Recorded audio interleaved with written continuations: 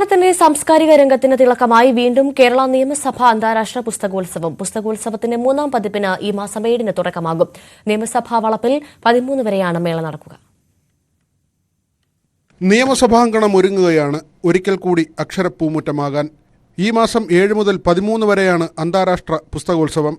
സ്വദേശത്തു നിന്നും വിദേശത്തു നിന്നുമായി 165 പ്രസാധകർ മേളയുടെ ഭാഗമാകും. 30 മുതൽ 35% വരെ ഡിസ്കൗണ്ട് പുസ്തകങ്ങൾക്ക് ലഭിക്കും. വിദ്യാഭ്യാസ സ്ഥാപനങ്ങൾ, ലൈബ്രറികൾ എന്നിവയ്ക്ക് കൂടുതൽ വിലക്കിഴിവുണ്ട്. പുസ്തക പ്രകാശനങ്ങൾ 350ഓളം പ്രകാശനങ്ങളാണ് ഇത്തവണ ഇവിടെ വെച്ച് നടത്താൻ വേണ്ടി ഈ പ്രസാദകർ രജിസ്റ്റർ ചെയ്തിട്ടുള്ളത്. 350ഓളം. കഴിഞ്ഞ തവണ 200 പ്രകാശനങ്ങൾ മാത്രമേ ഉണ്ടായിരുന്നുള്ളൂ.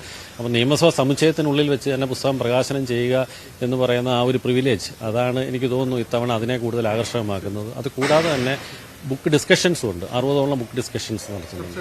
ചർച്ചകൾ, പുസ്തക ചർച്ചകൾ നടത്തുന്നുണ്ട്. പുസ്തകോത്സവത്തിന്റെ 3ാം പതിപ്പിൽ എന്റെ എഴുത്തിന്റെയും വായനയുടെയും ജീവിതം എന്ന സെഷനിൽ അവാർഡ് ജേതാക്കൾ ഉൾപ്പെടെയുള്ള പ്രശസ്ത എഴുത്തുകാർ സൃഷ്ടികളെക്കുറിച്ചും വായനാലോകത്തെക്കുറിച്ചും മനസ്സ് തുറക്കും.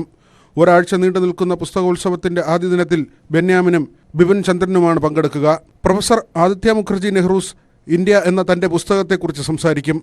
തുടർന്നുള്ള ദിനങ്ങളിൽ കഥയുടെ കൈവഴികളെക്കുറിച്ച് ഫ്രാൻസിസ് നോറോണയും ജിസ ജോസും ജേക്കബ് എബ്രഹാമും സംവദിക്കും. മേളയുടെ ഭാഗമായി സ്റ്റുഡൻസ് കോർണറും ഫുഡ് ഫെസ്റ്റും ഒരുക്കും. ന്യൂസ് 18 തിരുവനന്തപുരം.